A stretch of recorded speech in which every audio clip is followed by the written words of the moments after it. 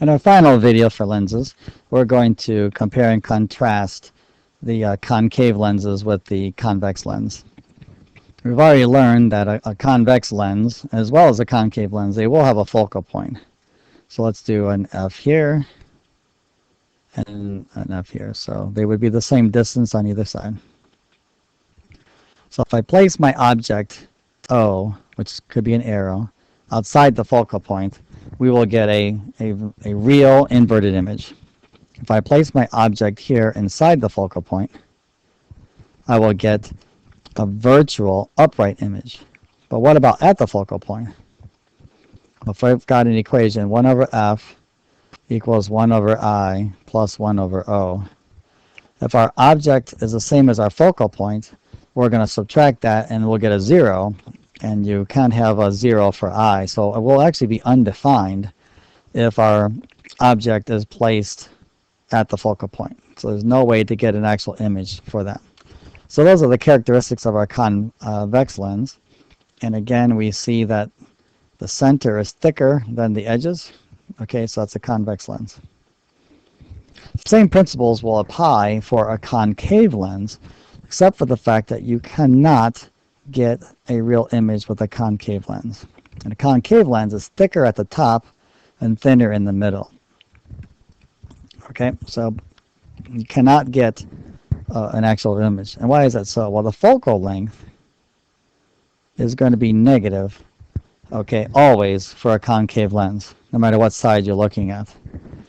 So there's no way to get a real image. This is called a diverging lens. The convex is a converging lens, because it has the possibility of refracting light rays through the focal point and getting an actual real image. A concave lens is diverging. The light rays will always diverge and not make a real image.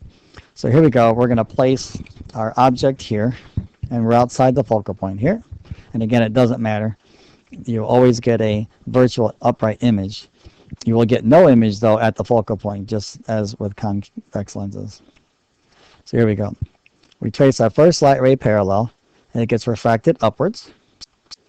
We take our other one to get to the middle, but then it gets refracted parallel like this. Okay. And what happens? Well, because this gets refracted parallel here, let's draw our eye here. Okay, as we look, these light rays are diverging. The eye gets tricked into thinking the light ray came from here. Notice how we trace that back to the focal point. Okay, that's how we know where it is. Okay, this one here would go through the focal point, but it gets refracted parallel. So we trace that one back to there. Where those two light rays intersect, that's where our image actually is going to be.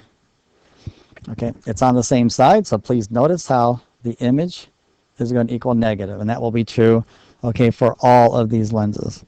And why is that so? Well, if I have 1 over F, and that's going to be negative, equals 1 over I plus 1 over O.